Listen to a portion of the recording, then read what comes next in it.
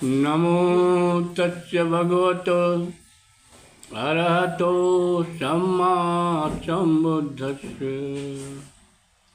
नमो तस्य भगवतो अरहतो सम्मा सम्बुद्धस्य। नमो तस्य भगवतो अरहतो सम्मा सम्बुद्धस्य। शोधक सम्यक धम्म के रोधक हिंसाचार। नमो तथागत ज्ञान में करुणा के अवतार।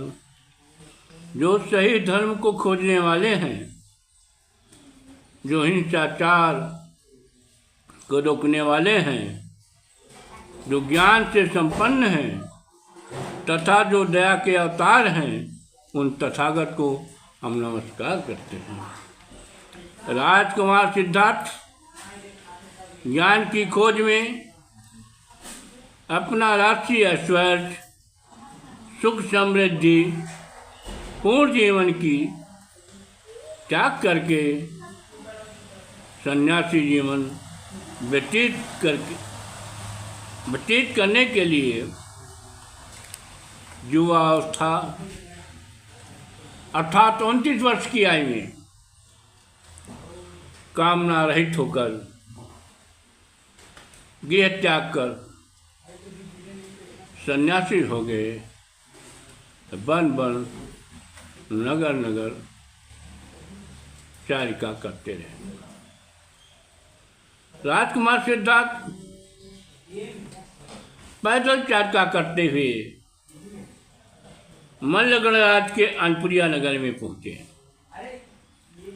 वहाँ एक आमवन में एक सप्ताह विश्राम किया।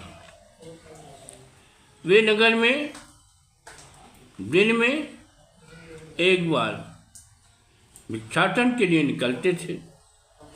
शेष समय ध्यान साधना का सतत अभ्यास करते थे। अनपुरिया नगर में ही उनकी प्रथम व श्रेष्ठ परिविद्या थी। श्रवण गौतम अपने लक्ष्य को प्राप्त करने के लिए भृगु ऋषि के आश्रम में पहुंचे। वहाँ उन्होंने देखा कि अधिकतर समय अपने शरीर को अधिकाधिक कष्ट देकर तपस्या कर रहे हैं। वहाँ संध्या वेला में यज्ञ की अग्नि प्रज्वलित की गई। यज्ञ में मंत्रोच्चारण के साथ आहुति दी जा रही थी। श्रवण गौतम ने यज्ञ प्रक्रिया को, यज्ञ कर्म को बहुत ही ध्यानपूर्वक से देखा और यह अनुभव किया कि यज्ञ प्रक्रिया, यज्ञविध किसी न किसी प्रकार के फलादेश को की प्राप्ति की ओर उन्मुख है, परंतु इससे जीवन चक्र में मोक्ष मिलना संभव नहीं है। श्रवण गौतम भृगु आश्रम से चारिका करते हुए वैशाली के अलार कलाम के आश्रम में पहुंचे। अलार कलाम सांख्य दर्शन के ज्ञाता थे। वे ज्ञान मार्गी थे। श्रवण गौतम ने उनसे सांख्य दर्शन के बारे में ज्ञान प्राप्त किया। ध्यान मार्ग के कुछ विधियां सीखी। उन्होंने उद्दक रामपुत्र से ध्यान मार्ग की पूर्णविद का ज्ञान प्राप्त किया। वे ध्यान विधियों से पूर्णतः संतुष्ट नहीं हुए। उन्होंने अपने ढंग से समाज मार्ग विधिवत निपुणता प्राप्त किया।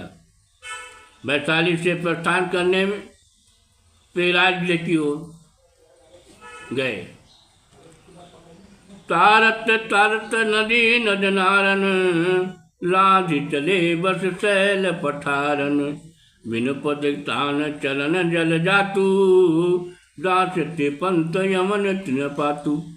छोटी छोटी नदियों तथा नालों को पार करके वे वन पर्वत मैदानों को लागते हुए आगे बढ़े। उनके कमल के समान कोमल चरण बिना जूते के ही थे, अतः पृथ्वी उनके मार्ग पर घास पात बिछाती जाती थी।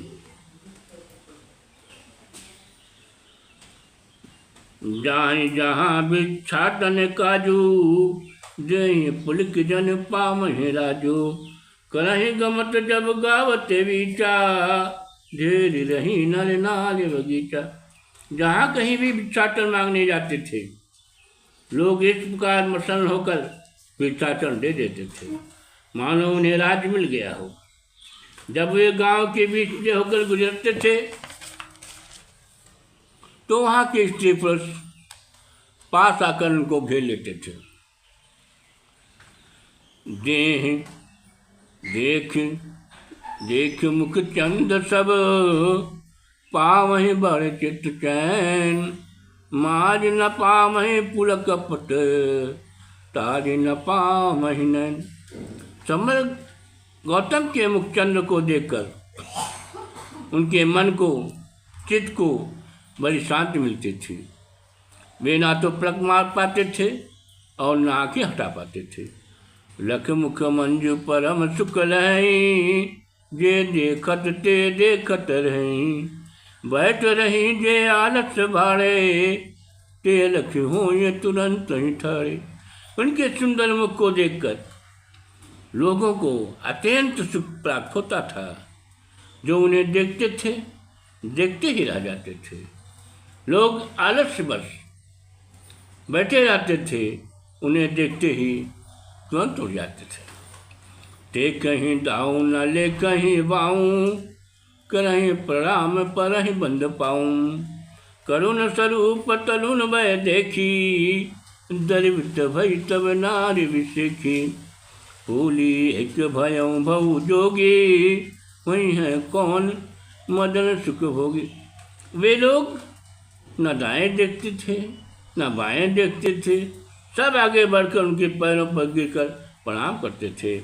उनका करुण स्वरूप और तरुण उम्र देखकर नवजुवती स्त्रियाँ विशेष रूप से द्रवित होती थी। उनमें से एक कहने लगी, जब स्वयं कामदेव बैरागी हो गया हो तो अब काम सुख कौन हो गया। करें सतत बनवास सो, परन कुटीर बनाई। बाजे बने भावन भवन, राजमहल सुखदाई। जब वह जंगल में पत्ती की कुटी बनाकर रहता था तो संसार में सुंदर भवन और सुखदायक राजमहल व्यर्थ ही बने हुए हैं। आए और घट घट जहाँ, सन्मुख अगम दहार। नाव न खेवन हारत हैं, पैर भय सर फार। वनों में रन में सदा करते हुए एक माह व्यतीत हो गया। तब वे गंगा नदी के एक दुर्गम घाट पर गए, जहाँ सामने अथाह जल था। वहाँ न तो कोई नौका था न कोई केवट। वे तैरकर नदी को पार कर गए। वहाँ से चारका करते हुए राजगृह नगर में प्रवेश किया। शोभित पाँच पाहरी नवीचा, नगर राजगिरि लखई नगीचा।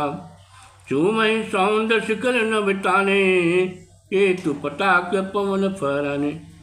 समर्थ गौतम ने राजगृह नगर को निकट देखते थे जो 5 पहाड़ियों के मध्य शोभायमान था, जहाँ ऊंचे ऊंचे भवन अपने मस्तक उठाते हुए आकाश को चूम रहे थे। गगन चूमी इमारतों के ऊपर लगे झंडे तथा पटाखे हवा में लहर रहे थे। समर्थ गौतम ने पांडव पर्वत पर अपना विहार बनाया और रात में वहाँ विश्राम किया। सुबह चीवर धारण करके नगर में प्रवेश किया। सुंदर सौंद जमी जनु जागे, दम कहीं सोन शिखर न भय अथामे, जाए न तुंग शिखर टकराई, रक्त सिन्हा चल ही बखाई। नगर के भव्य वालों के स्वर्ण शिखर दमक रहे थे। सूर्य व चांद को किरणें उन पे शोभा को दुगणित कर रही थी। चिकन पथ मुकुट किनाए, झलकती राह चलत पर छाई, रथ गजे बाजे विपुल पदचारी, लाग रहे पथ भीड़ करारी। नगर के मार्ग दर्पण की स्वच्छ और चिकने थे। उन पर चलते समय लोगों की परछाई दिखाई देती थी। उन मार्गों पर बहुत से हाथी, घोड़े, रथ तथा पैदल चलने वाले चल रहे थे। हर समय भयंकर भीड़ लगी रहती थी। विशत विवंदित राजपथ, दूनहुं ओर बाजार, बिकय सतत विक्रय सब, गाहक भीड़ अपार।